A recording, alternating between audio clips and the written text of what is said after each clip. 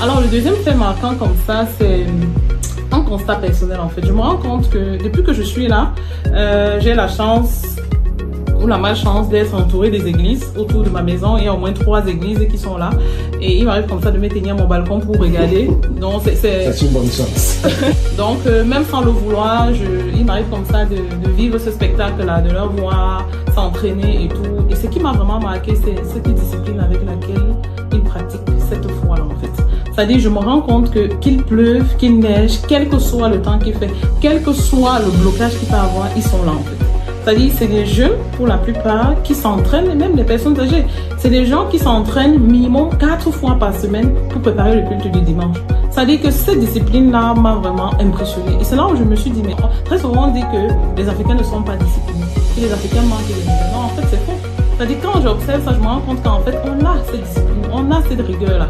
Sauf qu'elle est orientée que dans ce secteur d'activité-là. Donc, aujourd'hui, si nos jeunes, toutes ces personnes très engagées, qui ont déjà ce truc-là, qu'ils appliquent dans le développement de leur foi, s'ils arrivaient à mettre ça dans un projet entrepreneurial, sérieusement, c'est une question de temps pour que l'Afrique se développe.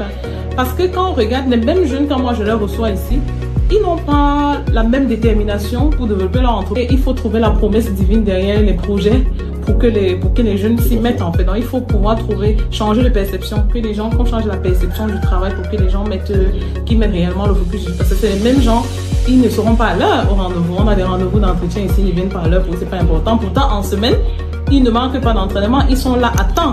Ils s'entraînent jusqu'à très tard. Ça dit tant qu'on n'a pas fini ce qu'on a à faire, on ne laisse pas. Donc ça dit qu'on leur sort de ce cadre-là, c'est d'autres personnes. Le comportement qu'on a, c'est totalement différent. Ils négligent leurs projets, ils prennent les choses à la légère, ils gaspillent leur argent. Mais pourtant, quand ils sont dans ce cadre-là, ils sont... La motivation n'est pas la même.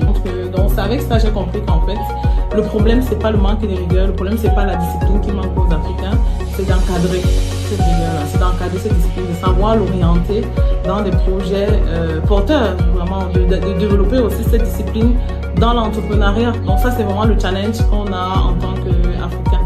Donc voilà, comme ça, 2 faits marquants que j'ai déjà vus jusqu'ici qui m'ont appris quelque chose. L'entrepreneuriat même en fait, on a vu avec le monsieur, c'est pas toujours, quand on lance son projet, c'est pas toujours pour gagner de l'argent. Donc ça, c'est une dimension aussi que j'ai appris de ce monsieur. C'est-à-dire que là, ça sert, mais ça aide beaucoup plus. C'est-à-dire que ça va au-delà du gain financier, au-delà il y a une satisfaction émotionnelle et même un pan de transmission familiale, c'est-à-dire que même d'éducation des enfants.